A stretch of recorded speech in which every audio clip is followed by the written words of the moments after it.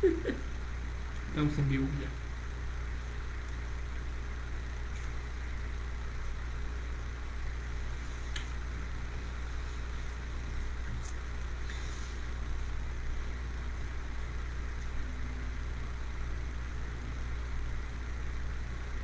No traigo lentes, no sé si ya hay alguien. Pero, ya hay dos gentes. Bueno, Ya hay dos. vamos ganando. Solo dos. Ahora solo hay dos.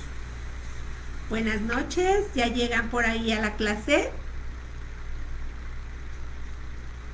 Ya hay 10. Buenas noches.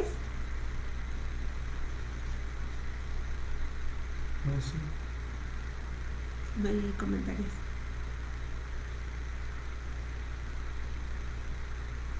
¿Lo revisaste? Sí, los había puesto antes. Porque no hay nadie. Ya, Ya. Buenas noches a todas. Ya estoy viendo que ya se están conectando por ahí. Déjenme ponerme mis lentes porque si no, no veo. Hola Vero, buenas noches. ¿Ya listas? Hola, muchas gracias. Hoy estoy de un vestido de gala que ya les voy a platicar ahorita de este hermoso vestido que me estoy poniendo esta noche. Buenas noches y bienvenidas sean todas a este patchwork a la mexicana. Espero que no sea el último, pero sí será el último de este año. Les tengo preparada una linda clase. Déjenme bajar todos mis comentarios. Ahí estoy. Ya están ahí todas llegando, me da muchísimo gusto de que ya estén aquí bien puntuales para la plática que les tengo hoy, porque de verdad les va a encantar, porque en México todos nos encanta la Navidad, nos encantan montones y montones de tradiciones, de ritos, de decoraciones y muy poco sabemos de ellas. Y hoy vamos a hablar de eso. Pero antes, bueno, pues como es costumbre en Laura's Patch, vamos a hablar sobre el hermoso vestido que traigo puesto hoy. Hoy traigo un huipil de Oaxaca nuevamente. Es un huipil de una zona muy especial que se llama Jamiltepec. El vestido se llama de Malacatera de Jamiltepec, Oaxaca. Jamiltepec es un pueblo que se dedica 100% a una artesanía que a todas nosotras que hacemos patchwork nos encanta. ¿Por qué? Porque se dedican a los textiles. Ellos son los que tejen muchísimo en telar de cintura y en telar de pedal, y también se encargan muchísimo de hacer estos enredos que yo ya había platicado una clase anterior que se llama pasahuanco. Así que les voy a enseñar, hoy traigo una falda de gala porque es una falda pintada, teñida con caracol púrpura y con cochinilla. Es la falda de gala de Pasahuanco de Pinotepa de Don Luis en Oaxaca, junto con mi blusa que es de Malacatera. Malacatera son las mujeres que hilan todos estos madejas de lana en una como pieza de madera que se llama el malacate.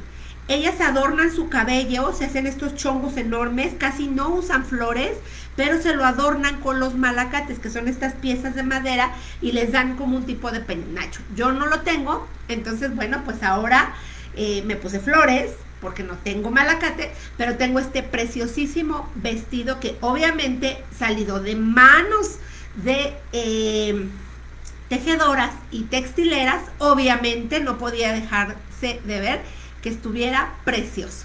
Entonces ahorita les voy a enseñar los lindísimos detalles que tiene de la manga. Miren nada más.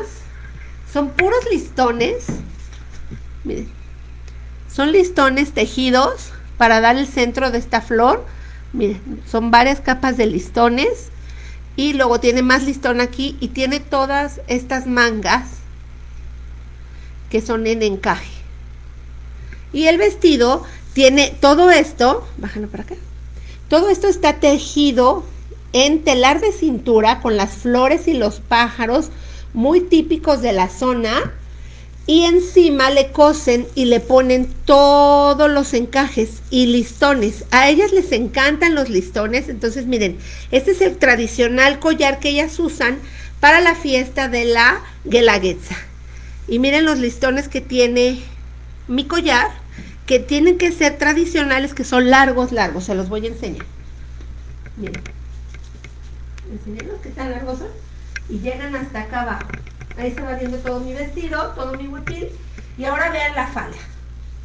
Ahí está mi falda, que es de caracol y cochinilla. Y no se nota, a ver, acerquémoslo, a ver si logra verse. Esto rojo es cochinilla, esto muy oscuro es añil y caracol. Así que esta falda tiene las tres, tiene los tres teñidos naturales, tradicionales de Oaxaca, de los que ya hablé durante toda esta temporada. Entonces, esta es una super falda de lujo, se llama enredo, es muy larga y te la enredas y te la pones con una faja, o pasahuanco, que es un nombre típico, el que ellos le dicen, y ellos lo conocen como pasahuanco. Entonces, este es un vestido de gala porque lo utilizan para bailar en la Guelaguetza. Normalmente esta blusa cambia un poco y tiene otros bordados, pero no tiene todos estos encajes que son preciosos. El tipo de manga y el doblez que hacen es súper fino, muy, muy, muy bonito. La cámara, vuelvo a decir, no le da el lugar que se merece, que es una verdadera belleza. Entonces, bueno, pues hoy estoy vestida de gala porque cuando uno es Navidad, pues en la Navidad uno se pone lo más lindo que se pueda y lo que encuentra, ¿no? Yo hoy tengo aquí en mi decoración Nochebuenas y una pequeña piñata porque les voy a hablar precisamente de algo muy interesante, que es el inicio de las posadas, el origen de la piñata, el origen o la historia de la Nochebuena, y por supuesto tengo algunas sorpresillas por ahí, cómo se hace la Navidad en algunas partes de México, que es súper interesante y que estoy casi segura que la mayoría desconoce, a menos que seas de esos lugares, vas a saber de qué hablo. Pero hoy vamos a hablar muchas cosas bien interesantes que estoy casi segura que no sabían. Entonces, ¿empezamos? Pues vamos a ir a un viaje a la historia, pero muy a la historia, muy para atrás, porque vamos a hablar de la época de los romanos. Los romanos, ¿qué tienen que ver con los aztecas? ¿Y qué tiene que ver con México y con los españoles? Pues tiene que haber muchísimas cosas, porque estamos por entrar a un periodo que es el solsticio de invierno, es decir, la noche más larga de todo el año. Y esa noche más larga de todo el año, a todos desde la antigüedad les ha llamado mucho la atención porque dura mucho tiempo oscuro, y siempre en todos los pueblos de la antigüedad daba mucho temor el saber que no sabían si el sol volvería a salir o no. Entonces, los romanos, ya muy estudiosos de todo lo del cielo y de todos estos fenómenos, le llamaron a esta festividad que se da justamente el 23 de diciembre, es el solsticio de invierno. Vamos a ver que se llamaba Invictus, el sol Invictus. Quiere decir que sale triunfante el sol al día siguiente, lo logró el sol. Entonces hacían una gran festividad para conmemorar que volvía a aparecer el sol después de toda esa gran y larga y temerosa noche, porque no sabían si volvería a aparecer el sol.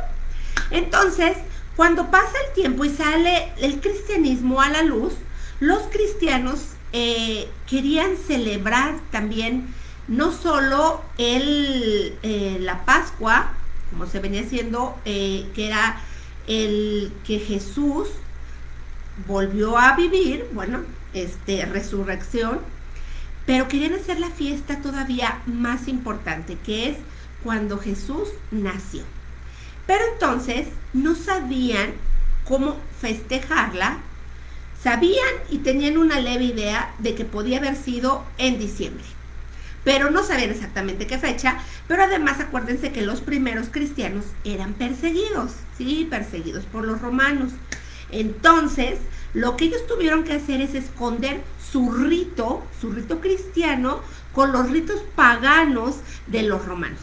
Y entonces descubrieron que era perfecto encajar el rito cristiano del nacimiento de Jesús, que coincidía con el Invictus, con el sol Invictus. Acuérdense que Jesús nos dijo que Él era la luz eterna. Y entonces el Invictus, el sol Invictus, es la luz eterna. Entonces los cristianos decidieron celebrar la primer Navidad justo en esta noche del sol Invictus. No le hicieron exactamente el 23, le hicieron un día después y quedó el 24 para la posteridad. Cuando la religión cristiana toma fuerza y finalmente gana sobre el paganismo de los romanos, pues se va a empezar a festejar la Navidad el 24 de diciembre. Ahí queda lo del solsticio de invierno. Ahorita les voy a decir por qué. Es muy importante. Bueno, años después hay un personaje que se llama Marco Polo. Él es italiano y él va a China en busca de comerciar, obviamente, las especies, pero justo en su viaje va a encontrar muchas cosas más. Ahí voy a hacer un paréntesis y me voy a regresar a la época en que los españoles van a llegar a México, ¿sí? Voy a dejar el paréntesis abierto de Marco Polo porque ahí les voy a contar qué trajo Marco Polo, que después en México nos va a servir para festejar la Navidad. Entonces, el sol Invictus deja de ser importante y se va a festejar solamente la Navidad. El primer nacimiento que se hizo en la historia del mundo va a ser gracias a San Francisco de Asís, que estando en una cueva estaba ahí meditando sobre el nacimiento de Jesús, porque estaba leyendo los salmos de San Lucas, que es quien habla más de esta parte de la vida de Jesús, y pensó en hacer una recreación de ese momento. Entonces se puso manos a la obra y hizo un pequeño pesebre y buscó entre las personas de la localidad quien quisiera participar en esta representación del nacimiento de Jesús. Y es así como encontró a alguien que hiciera el papel de María, alguien el papel de José y obviamente un bebé para ponerlo como Jesús. Ahí puso a los pastores que vinieron a adorar al niño y demás en esta primer cueva. Por eso, muchos de los nacimientos que tenemos actualmente ponen una cuevecita, porque las escrituras dicen que el niño nació en un establo, no en una cueva. Pero bueno, esas son otras cosas, como decían en la antigüedad, esa es otra historia, después la vamos a platicar. Pero finalmente, San Francisco de Asís es el que inicia esta tradición de hacer los nacimientos. Los nacimientos van a ser, digamos, representaciones vivientes. No hay figuras, no hay objetos. Va a ser hasta muchos años después cuando los alemanes y los españoles van a hacer representaciones de este nacimiento, ya sea en madera o empiezan a hacerlo en cerámica, en la cerámica tradicional de cada lugar. Y entonces en España le van a llamar belenes y en algunas otras partes nacimientos, en otra parte misterios. Pero lo simpático de la historia es que según lo hagan en cada localidad, lo van a ir representando y lo van a ir adornando como ellos viven una vida, digamos, de pastores. Entonces, si vemos un nacimiento del siglo XII de la zona alemana, vamos a ver a los pastores representados con el traje tradicional de la Edad Media alemana. Y si lo vemos en España, los pastores traen el traje tradicional de la zona española. El traje tradicional de María y de José no va a cambiar. Me encanta hacer este paréntesis y lo voy a contar porque tenemos tiempo y además hoy es la última clase. Han de saber que María, el color de la Virgen María, ella antes de estar esperando al niño Dios, ella va a ir vestidita de blanco con su cabello suelto. Cuando María, ahí se llama Inmaculada Virgen, es toda de blanco y va a cabello suelto, o totapulcra, como le dicen en italiano. Cuando la Virgen finalmente concibe, ella va a traer su mismo vestido blanco, pero va a traer una cinta de embarazo aquí arriba justo, y su manto azul. Ella se vuelve reina del cielo y ahí se llama la Santísima Concepción. Cuando la Virgen finalmente tiene al niño Jesús en sus manos, por eso la Virgen, cuando está solamente representada en los nacimientos sobre su burrito o en el pasaje que apenas va a llegar a Belén, ella debe de ir vestida de blanco con su manto azul, no de otro color. Y José va de verde y dorado. Él siempre va del mismo color, de que significa la esperanza y la santidad. Entonces, María, una vez que nace el niño Jesús, María va a cambiar sus colores de su vestido. Ella en ese momento se vuelve la reina del cielo, por eso su manto es azul, con estrellitas, y reina de la tierra, y la tierra siempre ha sido representada del color rojo o rosa. Entonces su vestido, cuando la Virgen María está en el nacimiento, siempre de los siempre debe de ser rojo o rosa y su manto azul. El Señor San José de verde y amarillo, ¿ok? El niño Dios de blanco, porque es puro, completamente puro. ¿No van a ponerlos de otro color? Claro que, como les digo, en muchos países se representan de diferentes maneras. Obviamente yo les puse ahí unas fotos de los esquimales y demás. Bueno, ponen al niñito muy abrigado, con un abriguito así como de pieles. Pero los colores son muy importantes para la iconología.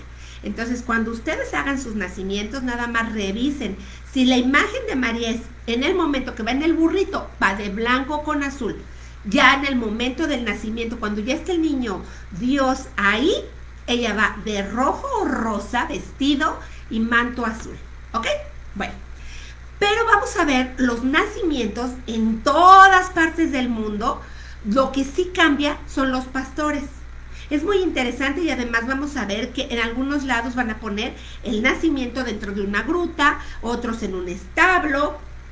Y finalmente, en ciertas épocas de la historia, vamos a llegar a ver incluso el nacimiento de Jesús y va a estar pintado en las escenografías, en castillos, en iglesias góticas, en iglesias renacentistas. A final de cuentas, ponían el nacimiento en el momento que el artista estaba viviendo. Y es válido. Al final de cuentas, lo que queremos con un nacimiento es representar y que toda la gente recuerde ese gran momento y hermoso momento. Hay nacimientos en algunas partes del mundo donde no festejan la venida de los Reyes Magos, los Reyes del Oriente o Magos del Oriente.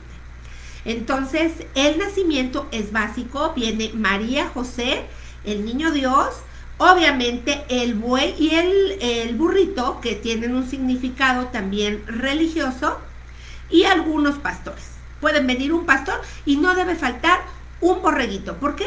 Porque Jesús va a ser el Cordero de Dios. Por eso los borreguitos son muy, muy importantes en los nacimientos, además de que Jesús es nuestro pastor, ¿ok? Él nos guía como borreguitos, por eso siempre debe de haber borreguitos ahí.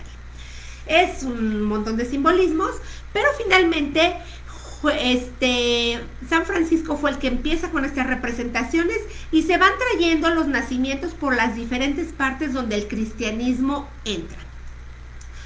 Cuando finalmente llegan los españoles a México y nos tratan de conquistar, el momento de la conquista espiritual es un momento súper interesante, súper apasionante. Les voy a decir por qué. Porque estos pobres franciscanos que les toca venir en el primer momento, imagínense ustedes llegar y no hablar ni el idioma y traer como objetivo evangelizar, educar, ponerlos a construir. Y todavía que tengan las tradiciones europeas, cuando tenían súper arraigadas las tradiciones locales, pues fue un verdadero éxito y triunfo de aquellos hombres que lo lograron. Y uno de estos hombres que lo va a lograr se llama Fray Diego de Soria. Él es agustino. Los agustinos llegan a México tarde, 1533. Finalmente su primer convento, que es Acolman, cerca de las pirámides de Teotihuacán, lo fundan, y ahí en 1537 se va este hombre a interesar en una situación que venían celebrando todavía los indígenas que habían quedado vivos después de la conquista. Y este evento que ellos estaban celebrando se llama, no quiero decirlo mal, entonces lo tengo que leer, ¿sí? Se llama Panquetzalitzli. Ay, ahora estoy muy trabada. Panquetzalitzli, o levantamiento de las banderas. ¿Y qué se celebra y cuándo se celebra? Bueno, pues Fray Diego de Soria, él estaba viendo cerca de la Navidad que quería celebrar la Navidad, pero estos hombres no celebraban la Navidad. Pero empezó a ver que año con año, cerca del 16 de diciembre, empezaban a hacer procesiones a lo que quedaban todavía de algunas ruinas y algunas pirámides. Ellos viven cerca de Teotihuacán. Teotihuacán no era habitado por aztecas, pero una vez que destruyeron Tenochtitlán, empezaron a acudir a estos templos los que quedaban vivos. A escondidas, por supuesto, porque los frailes les tenían prohibidísimo estas cosas. Entonces, Fray Diego de Soria se interesó muchísimo que a partir del 16 de diciembre hasta el 24 más o menos de diciembre había procesiones, bailaban, cantaban, comían y levantaban unos estandartes o banderas sobre los árboles. Y él se fue preguntando que por qué hacían eso. Pues, ¿qué creen? Que ellos también celebraban el solsticio de invierno. También grandes observadores del cielo sabían que el 23 de diciembre era la noche más larga del año, y según la leyenda azteca, el 24 de diciembre, ¿quién creen que nacía? Nacía Huitzilopochtli, el dios del sol. Qué chistoso, ¿verdad? Romanos celebrando el Sol Invictus, cristianos celebrando el nacimiento de Jesús, y ahora aztecas celebrando el 24 de diciembre el nacimiento de Huitzilopochtli, el dios del sol. Porque ellos sabían que si Huitzilopochtli volvía a salir el 24 de diciembre después de este solsticio, larga noche de invierno, quería decir que él los amaba. Y entonces hacían una gran fiesta. Bueno, pues Fray Diego de Soria observó esto, se interesó muchísimo, y entonces trata de mezclar, igual que lo hicieron en aquella época los cristianos con el rito pagano de los romanos. Bueno, pues ahora este rito pagano de los aztecas, mezclarlo y combinarlo con el rito cristiano.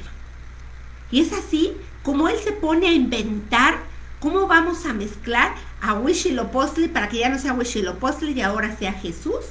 Y todos esos rituales que ellos hacían de la danza, la procesión y demás, lo hicieran, pero para conmemorar el nacimiento del niño Jesús. Y entonces él idea las posadas, él idea un montón de cosas que vamos a tener actualmente. Y entre esas cosas, Fray Diego de Soria pide una dispensa al Papa para poder hacer unas misas para poder celebrar estos días en espera previa a la llegada de Jesús, que son justo estos días del 16 al 23 de diciembre. Fíjense cómo coincide los días de lo que tenemos ahora en las posadas, que son 9 días. Los aztecas lo hacían para esperar ese día más largo. Entonces, Fray Diego de Soria dice, bueno, son 9 días, pues vamos a poner que son los 9 meses que la Virgen María estuvo embarazada. Entonces, vamos a hacer una misa por cada mes y vamos a hacer un rezo especial por la venida de Jesús y vamos a hacer una procesión como ellos hacen, con música y con cantos, y al final vamos a hacer comida. ¿Por qué? Pues porque somos mexicanos y nos encanta que todas las fiestas, pase lo que pase, pero ¿quién trae el pastel? ¿No? Entonces, bueno, pues así era. Y ellos dijeron, pues hay que hacerlo. Entonces Fray Diego de Soria pide una dispensa especial al Papa para que le permita celebrar 9 misas en la noche, porque no estaban permitidas las misas en la noche, ¿eh? Las misas a la más tarde era a las 12 del día. Solo había 2 misas en la noche, que era la noche de resurrección y la noche de, bueno, inicio de Pascua, y la noche de Navidad, que es la de gallo. Solo esas 2 misas, pero Fray Diego de Soria dice, hay que hacer unas misas cada día para que ellos se motiven y entonces les vamos a dar regalos, ¿sí? Los vamos a dejar que coman, que bailen. Bueno, muchos de los frailes dijeron, pero ¿cómo con el rito religioso baile? Bueno, pues es la manera de poderlos atraer y no de que se vayan. De todos modos, ellos siempre bailan para estas épocas, pues que bailen con sentido religioso. Y entonces es así como van a iniciar las posadas. El Papa Sixto VI, que fue el que, no, Sixto V, fue el que otorga estos permisos para dar estas 9 misas en la noche. Entonces le dice a Fray Diego de Soria que le otorga estos 9 aguinaldos. ¿Les suenan los aguinaldos? Bueno, pues sí, los aguinaldos significa regalo. El Papa le regaló que pudiera hacer estas nuevas 9 misas y es así como van a empezar las posadas, una cada día previo a la llegada de Jesús, empezando el día 16 de diciembre. Y es así como él empieza a idear la manera para que estos aztecas que quedaban, estos indígenas que no entendían ni el idioma ni nada, se interesaran en el ritual. Y entre las cosas que pone, dice, tenemos que tener los misterios, los 5 misterios del rosario, porque vamos a rezar el rosario, pero para que no sea aburrido, pues hay que caminar. Entonces, vamos a sacar las imágenes y las vamos a traer por todo el atrio. Y entonces, las iglesias del siglo XVI en México hacen la iglesia, bueno, un día prometo contarles esa parte. Ya saben que soy arquitecta y mi especialidad es arquitectura del siglo XVI, XVII y XVIII. Pero entonces, ellos sacan de la iglesia, hay un atrio grande, que es una barda que rodea toda la iglesia y la zona conventual, porque ahí vivían los frailes, y los huertos de los frailes, y las pozas, y el pozo, varias cosas que tenían ahí, pero tenían una barda grande. Y dentro de esta barda hicieron unas pequeñas capillas con un pequeño altarcito. Y entonces sacaban a la Virgen María y al Señor San José en procesión, como lo hacían en la procesión del Banquetzalcalli, y entonces iban cantando los rezos. El rosario se cantaba, por eso en México el rosario, de los buenos rosarios, lo hacen cantado.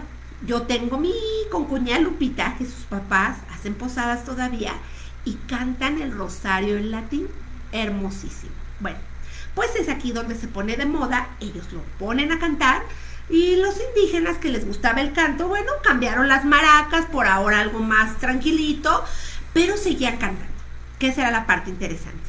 Entonces sacaban las imágenes, iban por todo el atrio, que era muy grande, y posaban a María y a José en cada una de estas pequeñas capillas, que se llaman capillas posas, que se utilizaban en las posadas para posarlo, para detenerlos, para descansarlos ahí, mientras se rezaba después y se volvía a cantar y se volvían a llevar a los peregrinos por todo alrededor del recinto. Una vez que terminaban de dar toda la vuelta por el atrio, llegaban a la iglesia nuevamente, metían a San José y a la Virgen a la iglesia y venía la fiesta. Obviamente la fiesta va a consistir en dar los aguinaldos, los regalitos. Ya les habían dado la misa, viene un regalito por venir a la misa y van a dar dulcecitos. Acuérdense que el uso del dulce como tal era europeo, no era azteca, pero les daban pedacitos de dulce a los indígenas y era realmente delicioso. Entonces ellos iban por su colación o por sus aguinaldos, sus regalitos. También se les daban algunas frutas que venían de Europa, como la manzana que tenían ellos en sus huertos, lo cual era delicioso para los indígenas porque no estaban acostumbrados a estas frutas. Entonces, más adelante, otro fraile va a recordar un objeto que llevó Marco Polo a Italia. ¿Qué objeto era? Bueno, déjenme traerlo. La piñata. Obviamente la piñata en México tiene muchas variaciones a la piñata original italiana. Y la piñata original italiana ni siquiera era italiana, era china. ¿Les acuerdan que me quedé en un paréntesis por ahí? Bueno, pues Marco Polo va a China en el intercambio de especies y conoce a Kublai Khan, que es el gran emperador. Y él ayuda a hacer este gran intercambio cultural y comercial, por supuesto, pero Marco Polo, como pasó mucho tiempo en China, vio muchas de las festividades. Y una de las festividades que le gustó de los chinos es que hacían una bola, una esfera con varitas de bambú amarradas lindamente, como los faroles chinos, estos que hay que son de varitas y luego tienen papel. Bueno, pues algo así, con mucho papel alrededor, papel de eso, por eso se llama este papel de China. Pues sí, porque este era el tipo de papel que traían, muy delgadito, lindo, no con estos colores, pero bueno. Y entonces los chinos adornaban estas bolas de bambú con pedacitos de papel y adentro ponían regalitos. Y en cierta festividad en China colgaban estas bolas y cuando era el momento justo, todos los niños reunidos ahí, jalaban una cuerdita y se abría esta bolita y caían regalitos para todos los niños. Marco Polo trae esta a Italia, pero no había ni los bambús ni la forma de hacer eso. Entonces en Italia idearon hacerla con una olla de barro y le pusieron afuera papelitos de forma circular, lindamente adornada, que llegó a parecer una... Aquí la tengo, espérenme tantito, la olvidé acercarla para la clase, pero ahí está, con una forma de piña. ¿Qué tal? Y entonces esta bola de barro con los pedacitos de papel se llamaba la piñata, ¿sí? Era una piña donde ponían regalitos, pero obviamente no había hilito para jalarle que cayeran los regalitos. Entonces tenían que romperla y caían los regalitos. No se usaba exactamente para la Navidad, se usaba más bien para la Pascua. Pero bueno, los frailes que llegaron de la zona italiana a México vieron que las posadas y darles regalitos se podría enriquecer trayendo una piñata. Y Fray Diego de Soria, que era tan inteligente y que ya había entendido toda la logística del ritual del Panquetzalitzli, esa palabra es muy difícil para mí. Fray Diego de Soria dijo, ¿y por qué no adaptamos también la piñata y les metemos otro significado religioso? Y es así como le vamos a agregar a esa olla de barro llena de papelitos los picos. La mía es muy pequeña ahora y solo tiene 3 picos. Tal vez porque solo tengo 3 pecados, entre uno de ellos que es la gula. Pero bueno, se supone que cada pico representa uno de los pecados capitales.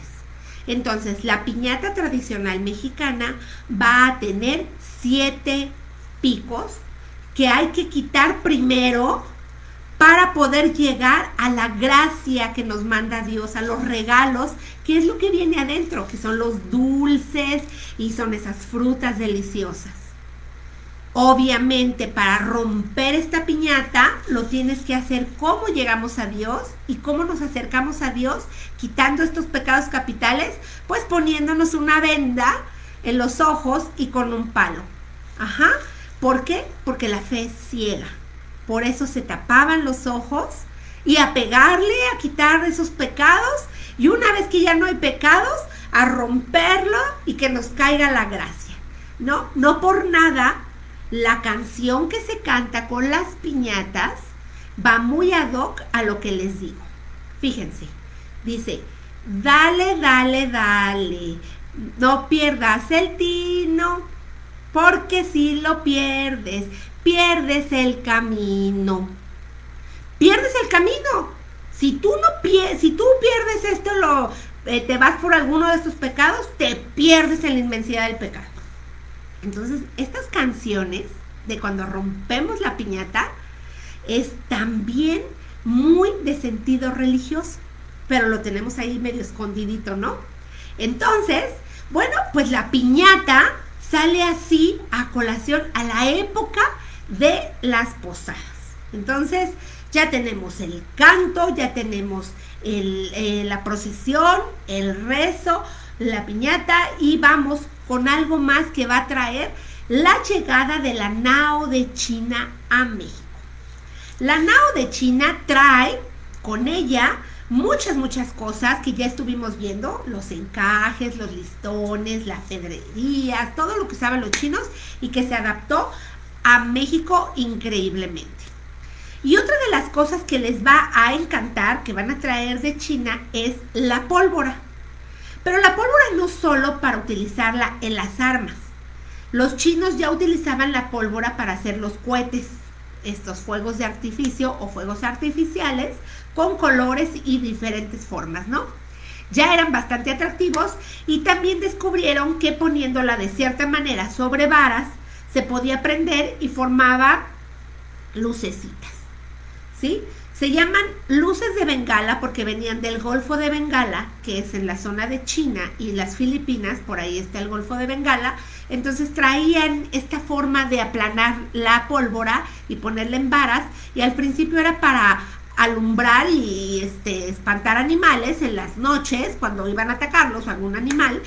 Pero después los frailes las adaptaron fabulosamente a las posadas, porque significaba que tenías pedacitos de estrella, de esas estrellas que alumbraban el nacimiento de Jesús, en tus manos. Entonces, por eso en México, y solo en México, prendemos luces de Bengala durante las posadas, porque significa precisamente esto de que la luz nos está indicando, como si fuéramos pastores, hacia dónde está el nacimiento de Jesús. Por eso vamos todos los días, llegando hasta el 24, que es cuando nace finalmente Jesús. Tenemos velas, porque los antiguos aztecas en el ay Dios mío, qué nombre, Panquetzalitzli, prendían fogatas, prendían antorchas mientras iban en la procesión. Entonces los frailes, como era de noche y era ese gran atrio gigante, pues les daban pequeñas velitas. Acuérdense que las velas, que eran de cera, y era tecnología, pura tecnología de aquella época. Entonces esa tecnología se la trajeron a los indígenas que no conocían las velas. Entonces, si tú ibas a la procesión, te iban a dar una velita, y esa velita te la ibas a llevar a tu casa, y era como una lucecita padrísima. Entonces, imagínate ir a la posada y que salieras con dulces, con fruta y con una velita para tu casa, pues eran súper regalos. Entonces, las velas también se ponen de moda, y bueno, es así como tenemos todos estos elementos que no pueden faltar en las posadas, que son obviamente el rezo, porque ya hay posadas donde ya no se reza, ni donde nada, ni se canta. Entonces hay que hacer el rezo. La gente que no es de México y que no sabe cómo son las posadas en México, bueno, espérenme, todavía no termino la historia. Originalmente, pues entonces se quedan así adentro del atrio, y solamente los indígenas que están en la zona cerca vienen a las posadas. Cada año venían más gente, porque se va corriendo la voz que hay dulces, que hay regalos, que te dan velas, que aunque cantas y rezas, no importa, pero hay más cosas divertidas. Obviamente las piñatas, a todos los que estamos en México, nos dan una emoción tremenda de romper la piñata, ¿no? Entonces, cada vez venía más gente y era imposible que cupieran ya en el atrio, ya no cabían. Entonces, cuando se van haciendo las iglesias en las ciudades y en los poblados, se les encarga a cada encargado de la iglesia organizar la posada de la zona, ¿no? Y entonces la posada sale de la iglesia y toma las calles. Y es así como el padre de la zona le encarga a doña Chuchita, a doña Manuela, a doña Juanita, a cada una que le toca una posada por día. Y entonces entre ellas se ponen de acuerdo para hacer los tamales, el ponche, dar las luces de bengala, otra va a traer las velas, otra pone la piñata. Y así se ha quedado desde el siglo XVII hasta nuestros días. México llega a las posadas y bueno, la gente sale a las posadas. Este año yo te pido a ti que me estás escuchando, a ti que me ves, que no vayas a las posadas, que rompas una piñata en casa, pero no rompas la tradición de la posada. Con tu gente en tu casa, quédate, canta la posada, 2 afuera y 2 adentro del jardín, del patio, pero no se pierda la tradición. No hay que perderla, pero no hay que salir. ¿Por qué? Porque hay que quedarse en casa. Por favor, México somos demasiado festivos y nos encanta la fiesta, pero este año hay que quedarnos en casa y no salir a pedir posada. ¿Ok? Y entonces la posada van ahora, se forman 2 bandos, el de afuera y el de adentro, y entonces los de afuera cargan a los peregrinos que traen a María y a José en figura de bulto y van cantando, y los de adentro de la casa van contestando, y entonces piden: en el nombre del cielo os pido posada, pues mi esposa amada, tarara. Ya no me la sé toda, necesito mi libro de posada. Y entonces los otros dicen: aquí no es mesón, sigan adelante, tiririri. Y así, y entonces vas leyendo y cantando en cada puerta hasta que finalmente uno se apiada de ellos y dice dónde es la posada, la que va a dar la posada, y dice: entren santos peregrinos, peregrinos, reciban este rincón, y aunque es pobre la morada, se las doy de corazón. Y bueno, y luego en México, bueno, salen un montón de cantos, de ándale Juana, no te dilates con la canasta de los cacahuates, y así, muchísimas más. Y es muy divertida las posadas, porque es ese momento de convivir, de reunirnos, de recordar ese momento maravilloso. El arbolito navideño también ya se mexicanizó. No es totalmente mexicano, por supuesto, es europeo, es alemán, pero con la llegada de Maximiliano en 1856 y Carlota, lo traen ellos como costumbre y mandan podar un árbol para ponerlo en su casa. Ellos iban a vivir en Palacio Nacional, pero recién llegados, ¿quién creen que le pasó? Se llenaron de chinches. No sé si se los dejó Juárez o estaba lleno de chinches Palacio Nacional, pero se enchincharon y decidieron ir a pasar su vida al castillo de Chapultepec. Por una parte fue bueno porque dejaron ese precioso lugar de México, que es el castillo de Chapultepec. Ellos lo mandan afrancesar, y ahí es donde va a aparecer el primer árbol de Navidad en México en 1857. No fue muy festivo porque se acababa de morir Leopoldo I, el papá de Carlota, entonces estaba de luto el palacio, pero finalmente pusieron un árbol y ahí va a quedar. Cuando Maximiliano y Carlota, a Maximiliano lo fusilan, pero a Carlota la mandan de regreso a Europa, todo mundo pensaba que el árbol de Navidad iba a quedar extinto.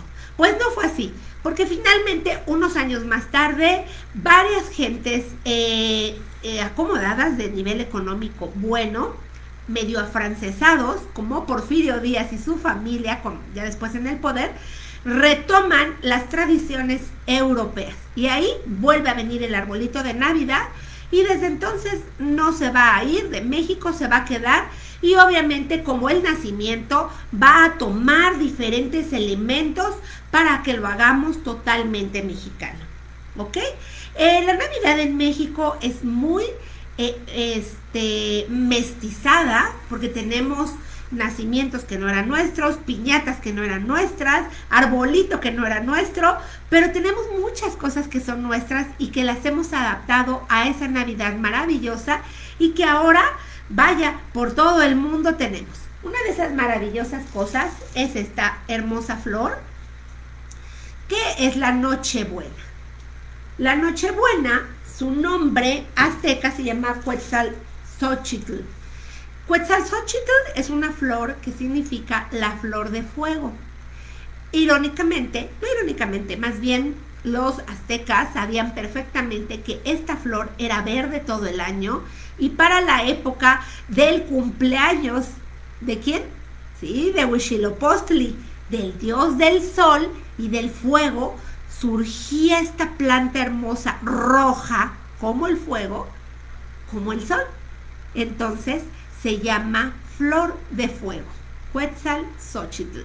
Y entonces es una flor que era venerada por todos los sacerdotes aztecas y por todo el pueblo de ese México prehispánico. Les encantaba esta flor para todos los rituales.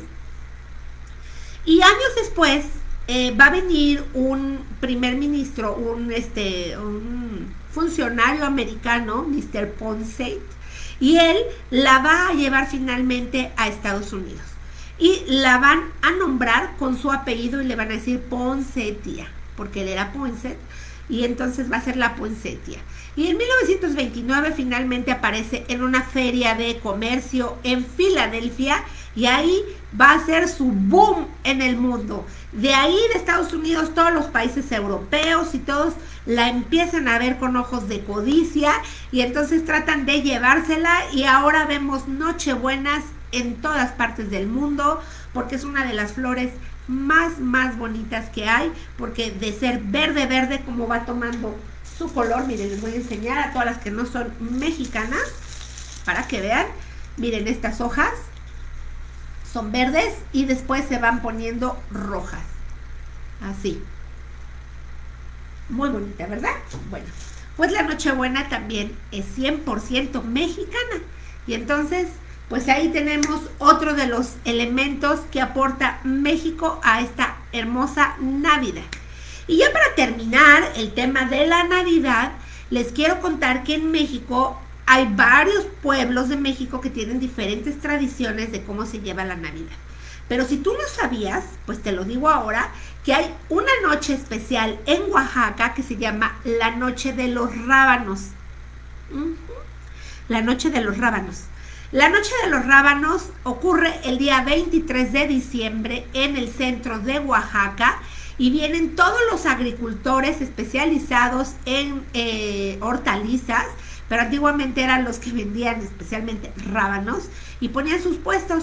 Y entonces para hacerlo más atractivo, tallaban algunos rábanos con figuras simpáticas y especialmente navideñas, y es así como va a empezar la tradición de la Noche de Rábanos.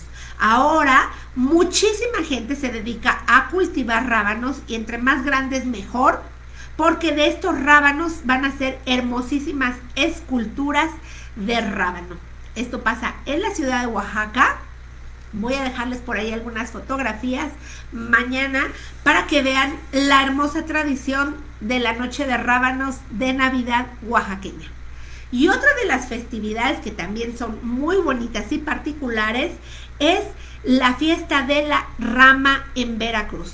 La Rama en Veracruz abarca varias ciudades de Veracruz y baja un poco a lo que es Tabasco y al Istmo de Tehuantepec, y consiste en adornar una rama de un árbol muy bella con frutas y flores y todo, pero lleva farolitos lindos de papel y lleva la imagen de la Virgen María y de José. Es como un nacimiento ambulante y la gente va cantando con la rama por las calles. ¿Cómo pedir posada con este nacimiento? Pero es una canción muy festiva, muy alegre, como los veracruzanos que les decimos jarochos. súper alegre. Y la canción de La Rama, un pedacito que yo estoy casi segura que todo el mundo lo han oído, que dice: naranjas y limas, limas y limones. ¿Qué? La de la Virgen, ¿es la Virgen más bonita que todas las flores? Creo que sí, ayúdenme alguien con la canción porque no me la sé perfecta, pero es muy bonita esa canción y esa es una festividad que se hace también como si fueran las 9 posadas y continúa todavía días después de la Navidad, del 24 y 25 de diciembre, porque se supone originalmente que era para celebrar el nacimiento y que toda la gente supiera que ya había nacido el Salvador, y era la manera en que se hacía en Veracruz. Entonces tenemos varias de las fiestas que hay en México para la Navidad. Según tu localidad, seguro tendrás una diferente que hay. Cuéntamela cómo es, pero seguramente, mira, ya salió alguien de Veracruz, ¿verdad que sí? Que es naranjas y limas, limas y limones, la Virgen más bella que las flores. No me acuerdo bien cómo va, pero mi mamá la canta mucho y no me acuerdo exactamente cómo va.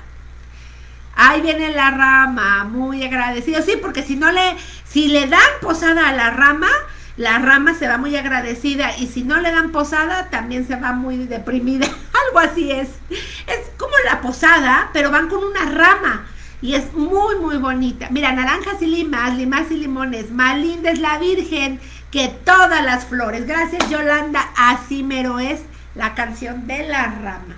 Entonces, sé que hay muchos lugares donde se hacen muchísimas tradiciones. Lo importante es que conservemos esa esencia, que estemos felices en la Navidad. Ahora es una Navidad diferente, estaremos todos metiditos en casa, pero no rompan las tradiciones. Hay que seguir haciéndolas, hay que contarlas, hay que platicarlas. Platiquen la historia del nacimiento si no se la sabían, platiquen la historia de las posadas, de la piñata. Entonces ahora sí que tenemos muchas historias para contar en familia esta Navidad.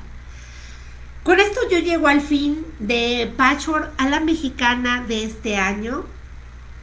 Yo quería despedir ya Patchwork a la Mexicana porque ha sido un año muy complejo para mí. No ha sido un año malo, ha sido un año difícil y de muchísimo trabajo.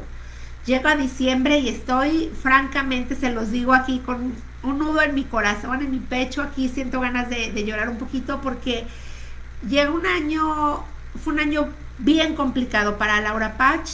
Tuve que dejar mi tienda porque cuando llegó la pandemia me quedé sin alumnas, sin nadie de casa, a tienda. No podía seguir pagando rentas y todo lo que teníamos que hacer, entonces tuve que cerrar mi hermosa tienda. Y estando en el piso un día de mi tienda empaquetando mis cosas, vi que no cabría toda esa tienda en ningún lugar. Así que tuve que vender toda mi tienda. Hice una venta de liquidación que ustedes no lo saben, pero partió mi corazón terriblemente. Yo estuve muy triste unos días, pero me tuve que levantar porque tuve que vender toda mi tienda. Rematé todo, solo me quedé con los muebles, pero no me quedé con absolutamente nada. Pensaba que esto de Laura Patch había terminado, y al día siguiente que entregué las llaves de mi tienda antigua, una chica me llamó para que yo le hiciera un proyecto de arquitectura, y dentro de ese proyecto de arquitectura, que era muy grande el espacio, me dijo: ¿por qué no haces tu tienda? Y le dije: es que no tengo ni idea que quería hacer una tienda. Finalmente empecé a construir mi nueva tienda y la hice como siempre la había soñado. Entonces ahora tengo una tienda preciosa que tiene un estanque, que tiene una terraza, que tiene jardín, que tiene lo que yo siempre había querido. Ahora tengo esa hermosa tienda, casi no tiene cosas porque yo había vendido todo. El caso es que para mí fueron muchos cambios este año. Pandemia, no tener tienda, véndelo, vuelve a construir, vuelve a cambiar. Empecé a dar clases en mi casa, luego me las llevé a la tienda. Empecé clases en línea, empecé Patchwork a la Mexicana porque me sentía que decía: yo necesito contar algo que tengo en mi corazón, que es todos estos conocimientos que la vida me ha ido proporcionando, y yo solita me he puesto a estudiar siempre. y dije, tengo que contarle a alguien lo hermoso que es mi país. Entonces hice patchwork a la mexicana, pero saben que trabajo muchísimo, o sea, tengo los cursos, la tienda, mi vida, mi familia, ahora hice un reto de natación, o sea, ha sido un año muy lleno de muchas cosas y estoy un poquito cansada, estoy un poquito deprimida porque este grupo que empezó con tanto punch ahora va en decaída, no tengo tantas gentes que me siguen, ya nadie se conecta. Entonces la verdad estaba yo muy deprimida hace una semana, todavía tengo aquí mi nudo en la garganta y por eso es que decidí dejar patchwork a la mexicana, porque veo que ha perdido interés. Y bueno, yo hice esta clase porque quería que la gente amara a México como yo amo a México. O sea, yo quería de verdad que la gente valore lo que esta tierra da, que es hermosos artesanos, hermosas tradiciones. Y cuando veo que la gente ya no comparte, no se conecta, no comenta, y veo que les gusta más los proyectos de Santa Claus y de muñecos de nieve, y me dicen, pues da eso. Yo no quiero dar eso, yo quiero aportar que la gente ame a su país. Entonces han sido cosas muy fuertes y yo por eso decidí que necesito dejar un poquito patchwork a la mexicana y ver si la gente quiere volver y la gente quiere seguir sabiendo de México y quiere seguir aprendiendo de este hermosísimo país. Entonces hoy es un adiós, yo espero volver, aún no lo sé, muchas de ustedes no lo saben, pero se prepara mucho este día, mucho esta clase. Yo estudio de miércoles a domingo, todos los días, 2 o 3 horas, para poder salir aquí ante ustedes y hablar fluidamente y tener las fuentes bibliográficas si alguien me las pide. Trabajo mucho para ustedes y mi pago es eso, es un me gusta, un comentario, sí te vi, aunque no te vi en vivo, pero estoy viendo tu video. Y últimamente los videos cada vez tienen menos me gusta y menos vistas y menos todo. Entonces, por eso es que yo cuando di la primera clase dije, México, patchwork a la mexicana va a estar hasta que ustedes lo digan. Y si es el momento de decir adiós, pues diré adiós. Y bueno, fue maravilloso este viaje por México y por los hermosos textiles. Y si sale todo bien, pues estaremos aquí de regreso en enero. Y si no, fue un gusto increíble contarles un poquito de esta gran nación que es México. Y si tú eres mexicana, de verdad, ama este gran país. México no son los políticos, no son las malas historias. México eres tú, México soy yo.